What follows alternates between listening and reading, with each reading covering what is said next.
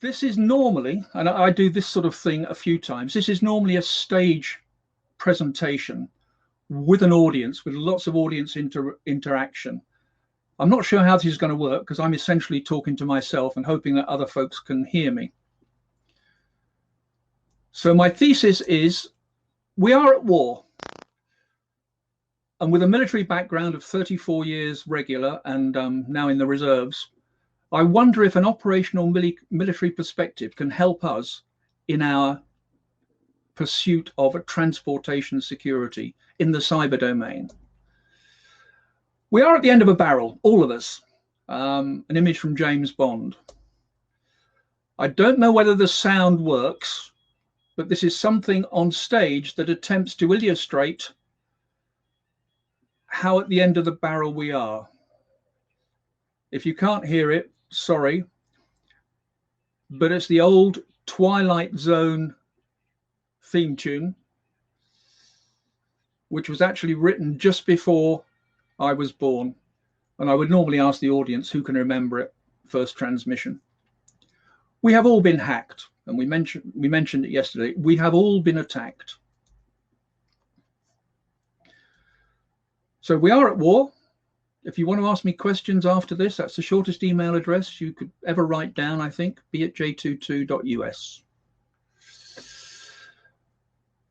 A commander always has an intent, and my intent today is to open your eyes a little bit, perhaps focus you, definitely stimulate your imagination. If it makes you smile a few times, I guess I'm lucky. But I actually want to prompt some action thoughts from you. This is not just airy-fairy stuff. There's some action thoughts that you may well derive from this. I'm doing it as a dramatic play in 9 acts, 10 acts, actually, which is another way of saying this is the agenda. There's a lot of good stuff in Sun Tzu and the Art of War, and some folks have done some graphics to do with the art of cyber war. You've always got to quote somebody in a military briefing, so I'll quote Sun Tzu for the moment. I normally want to get a feel from the audience of what they're into in transportation security. So I'd put up a whole load of stuff and say, who says they're good at these sorts of things, one by one?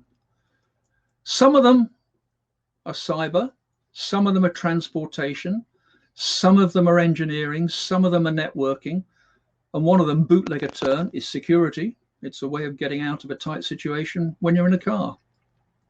And there's a show of hands from an audience that says half the folks are networkers, half the folks are cyber, some of the folks are both, and not many people know bootlegger turns, just to help break the ice. I went through my DNA yesterday. For those of you that weren't around yesterday, I know Chris Butler Donnelly was coming on today to listen. I'm a computer science graduate from early 70s, which, as my kids tell me, must have been an easy degree. It's before they were invented. I did the RAF stuff.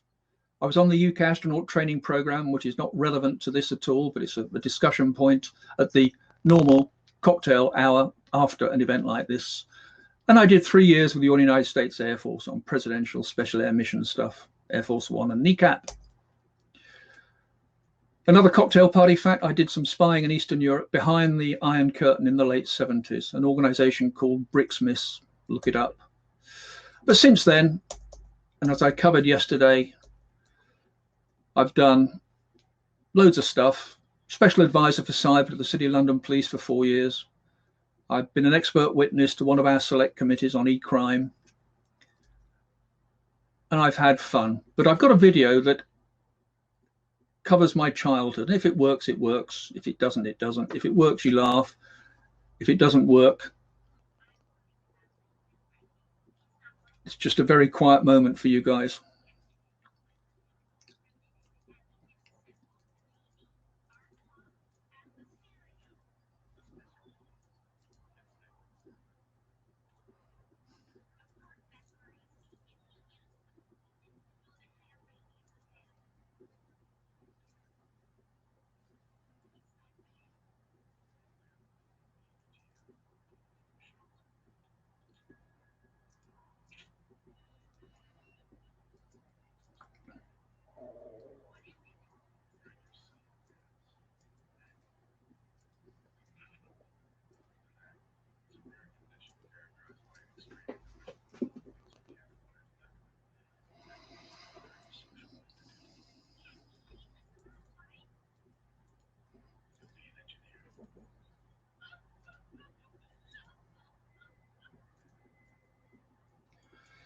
So if you didn't catch the words, it's to do with his abilities. He has the knack, and he has lots of social ineptitudes. Can he lead a normal life? No, he'll be an engineer. I am an engineer. I'm proud of it. But this is a better description of what I am now. Every word is correct. Freelancing, freewheeling, free thinking, as freeloading as I can be. And I'm a cyber mercenary. I sell my skills only to the good guys for money. So it's all strictly correct. So what I wanted to do was start off with an attack analysis without getting into technicalities. What is an attack for? And I contend that it's for one of three things and three things only. You can actually buy books about this and people make money out of these books, but it's for one of three things: to steal stuff, information or money, but stuff, steal. Disrupt or deny stuff. Disrupt or deny information, disrupt or deny capability. And the third one, which is vaguely technical, but quite relevant, they want to take over machines to do 1 and 2, so that when bad things do happen, the law enforcement or the military retribution community find it harder to go back to the guys who did the bad things. So just three things. That's what an attack is for. What stuff are we talking about? I mentioned yesterday, I mean, we all talk about it. You need to figure out what you value most and your priorities before thinking about the investment in stuff. And we'll come to the word protecting it later on. So it's the crown jewels question in British speak. Just a minor reminder that, like in the military, the bad guys prepare a payload, load the vehicle, deliver, etc., etc., etc. So in the military, you prepare a armor-piercing warhead. You'd load it into the shell case. You'd put the shell case into the tank. The tank would fire the round. The load would come in contact with the enemy tank, and the payload would then explode. It's the same in cyber. You've got to have something that does something nasty. You've got to deliver it. You've got to unpack it, and then you've got to trigger it. And the bad guys want to do this to get in and possibly hide for a while, ferreting around, see what there is that's worth disrupting, destroying, or stealing. But if they've done their work properly, they'd have done a load of reconnaissance and surveillance to know what it is they're after. They'll do the damage, and what they want to do is do it without getting detected, or if they are detected, getting traced. If they are traced without getting identified, if they are identified, they don't want to get caught. And if they do get caught, they don't want to get prosecuted. Those 5 steps should all be part of your thinking in your cyber defense. Like the military, it's just like the military. Do we want to stop something bad happening? Or do we want to know who did it and go back and, in military terms, shoot them? And it's a balance of risk, which we'll come to a little later. And they don't want to get found guilty. Is it relevant to transportation and military thinking? Yes. So, as I mentioned yesterday, and I'll just emphasize today, do you want to stop them getting in? Don't care who they are, you just want to stop them getting in. Bounce them off the armor. If they do get in, do you want to find them? Or do you just want to stop them doing damage? Do you want to prosecute them or just stop them doing damage? Are you sufficiently, well, if you go to bullet 4, you want to stop them doing it again to you, but are you sufficiently citizen-minded to stop it being done again, whatever it was, to other people? I'll come to the thinking in that in a moment. So in the military, we have combined operations thinking, but it's normally land, sea, air, space. I'm going to change that into military law enforcement and techie. In the military, in 5 words, we think about find, fix, track, target, and kill. Now, in the civilian world, it might be find, fix, track, target, and act, whatever the act might be. But that sort of thinking works in cyber as well. In the law enforcement business, where I spent 4 years with the City of London Police as their special advisor, I had drilled into me means, motive, and opportunity. Now, often in Civvy Street, the motive is quite important. In cyber, do you worry too much about the motive to start with, or you just want to stop bad things happening? Whatever the bad guy is trying to do, you want to stop them happening. I'll come to a way of thinking about this later. There's lots of stuff to come later. And a final thing to store away for my later bits. Just because you've got a vulnerability doesn't mean there's a threat. And just because there's a threat doesn't mean there's a risk. I normally use household analogies for this. Your garden shed has got a very weak lock on it, so it's vulnerable, but it's got nothing in it worth stealing. So is there a risk? And now the military bit. We have Colonel Boyd, US Air Force, Vietnam War pilot, developed the Observe, Orient, Decide, Act loop, the OODA loop. Now, his simplest diagram of the OODA loop was this. You don't need to see it all, but John Boyd did a lot of work as a special advisor to the Pentagon after he retired to try and quantify how things could work to achieve better military effect. I can simplify it to observe, orient, decide, act, just 4 quadrants of a clock. And the clock face comes into it shortly. And I've got 12 dogmas that I created quite a while ago that I use quite a lot when I'm talking to help you think about the various sectors of observe, orient, decide, act in cyber. They all began with D, and they began with D for a very good reason, which I'll come to. But if you work your way around the clock from 1 o'clock and apply deter, you get, and I think I zoom in a moment. Yes, you do. You want to deter the guys from getting in. You want to stop them if they do try and get in. If they're beginning to get in, fight them off, detect where they've got to, diagnose what they've done, figure out what they haven't done, the delineate. In military terms, you want to display to the commander his options. You also want to demarcate rules of engagement, things that you can do and things that you can't do. Once you've done that, you want to decontaminate, you want to get them out. You then want to analyze at number 10 what they've done. You want to spread the word to your buddies, how they did it. And destroy can mean many things to many people. My contention is that we all spend too much time thinking about the top right-hand quadrant, stop them getting in, and perhaps a bit of time finding out where they've got to and what they've done. We spend nowhere near enough time on what I've called decontaminate here. They've got in, they've done stuff. You've got to kick them out. You've got to prove that the kicking out has been effective. We also don't spend enough time on practicing recovering. We'll all have backups and not Petya and all the ransomware things attack your files. Oh, I'm quite all right, I've got backups. How often have you proven that your backups actually work? Not that they look good, but that they actually work.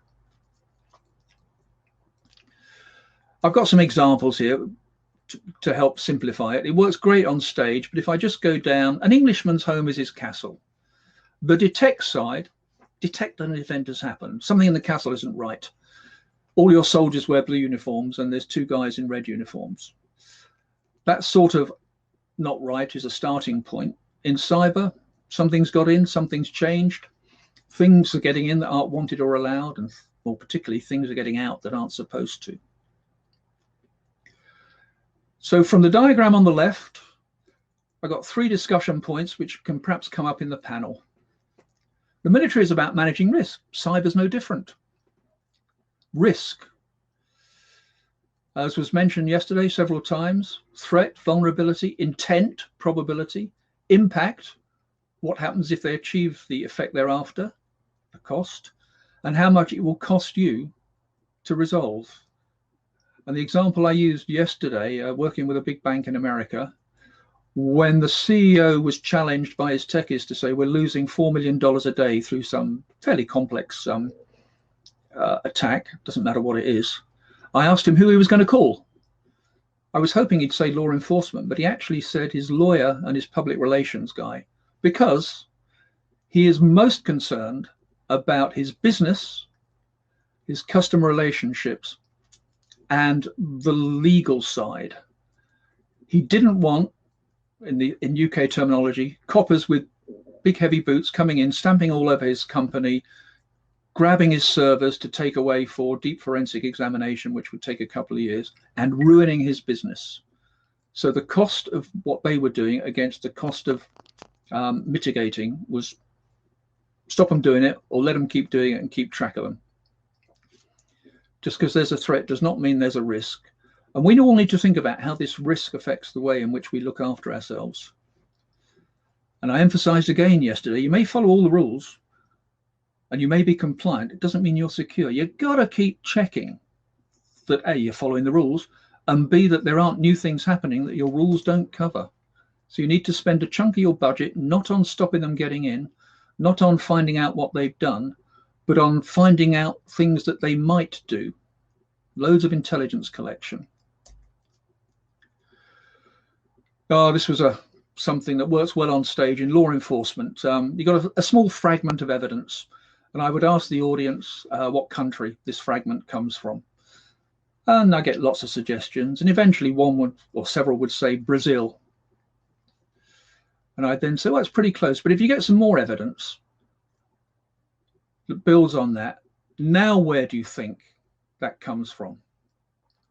And if there's just one member of audience who's viewing it at the moment who titters, then I will perhaps have succeeded. And they'll say Poland, or they might say Russia. But it's actually from Ukraine because of the language there, I believe. I don't speak Ukrainian, but one of the characters is Ukrainian Russia. So it's a butcher's sausage made for the Russian market in Ukraine. And I only put this one in to try and emphasize that we do lots of surveillance and reconnaissance on the internet, trying to find what bad things there are happening. And the UK MOD, we do a lot. Everybody does a lot. You can't believe all the open source that you get. You can't believe everything you read on the internet. Another famous quote. And I like to say, if I get a titter from the audience, it's like the computer's dictionary, the computer dictionary of many, many years ago, where a programmer was defined as the perpetrator of a program. But recursion was defined as C recursion. I showed it yesterday. I make no apologies. 42 is an answer to a question like Final Jeopardy. The question would be, how many weeks does a 0-day exploit exist? And the answer is, well, they're not 0 days. They exist on average, or at least in 2012, they existed on average for 42 weeks in the wild before the defenders found them, identified them, and applied signatures to the antivirus stuff, to use a generic example. Now that figure has gone down from 10 months, 42 weeks, to about 42 days now by virtue of intensive hunting. But the bad guys keep developing stuff, and they get it through our armor in military terminology. They get their sleeper agents, to use intelligence technology, in. It may take less time for us to find them, but they're still doing stuff inside. And we know that when we go back and analyze what we found 42 weeks ago, as it was in 2012. There's a little graph. Graphs are always good. The lump in the middle is 10 months, basically. The CVEs are the exploits, the nasty things that were recorded in the database. 3 takeaways for the panel. Figure out your investment all the way around the OODA loop. It's not just observing, it's not just orienting, it's how you do your deciding and what action you take. Do you stop them getting in, or do you track them? Do you spend money in finding them, not just stopping them? You can't build the great firewall of what have you and not spend money inside just to see how well that firewall is working. It ain't all about the technology, although technologists will say you've got a problem and my technology will help you. Quote from yesterday, still valid. We are all the weakest link in the cybersecurity chain. And it's probably the weakest link in transport security generally. So we are at war. The vague operational military perspective that I offered can help you protect your transportation systems. And again, on stage, to finish off with, I'd say, when you give a class, you do a quick survey at the end to see how it went. So one of my other guys is this website called nethawker.com, North European and Trans-Siberian Hackers Worldwide. I run a survey for a talk like this. And all you have to do is tick one box in each of those 3 boxes. And you get a reward of $100 or £100. All I need from you are those details to be able to send you your reward. And as a reminder, in the real world of cyber, much of the scamming information that is used to drain accounts comes from a simple thing like this. We mentioned a lot about it yesterday. I'm sure we'll mention more about it today. All I need is some very specific security details. So we are at war. That's me. And the answer to the question is yes.